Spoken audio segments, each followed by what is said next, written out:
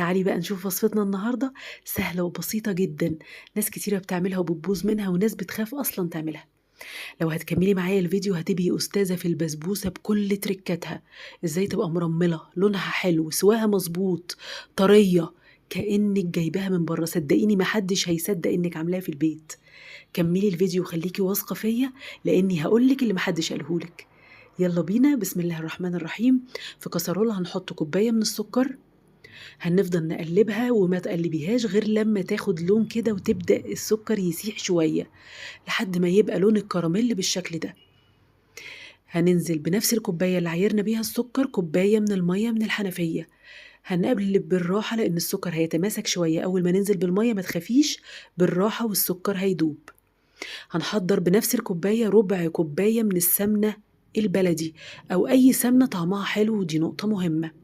كله ساح وركناه على جنب وطفينا عليه. في بولة هنحط نص كيلو من السميد، معلقتين من الدقيق، معلقتين من جوز الهند باستخدام معلقة الأكل، رشة خفيفة من الملح وما تنسيش الملح.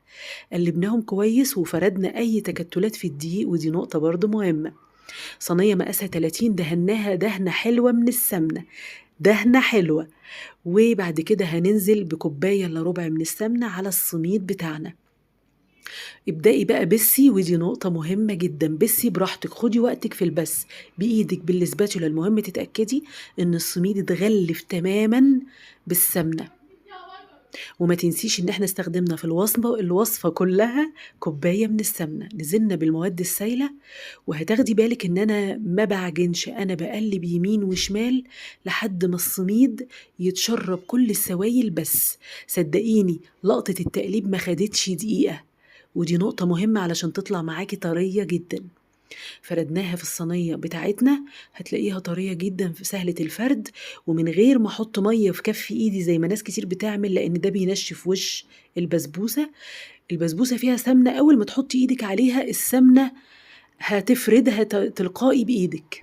خبطناها خبطتين على الرخامة اتفردت كويس، نزلنا بشوية سوداني مجروشين خشن علشان يدّيكِ نفس شكل البندق التحفة اللي بنجيبه من المحلات، بتبقى البسبوسة مليانة بندق.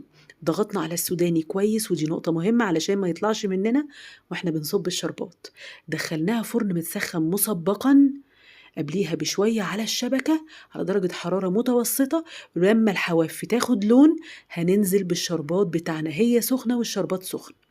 الشربات بتاعنا كوبايتين سكر، كوبايتين مَيّة، عصرة نُص ليمونة، معلقة جلوكوز، وممكن عسل جلوكوز يعني، وممكن تستغني عن معلقة العسل الجلوكوز عادي خالص ما تقلقيش، تمام؟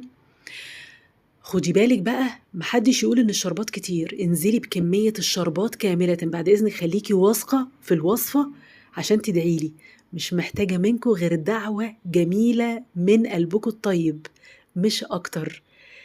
ويا ريت لو استفدتِ بالفيديو وخدتِ أي معلومة حتى لو كانت بسيطة، لايك وكومنتات علشان الفيديو يوصل لحبايبنا كلهم، وادعي لي وأنتِ بتاكليها، ولو جربتيها اكتبي لي في الكومنتات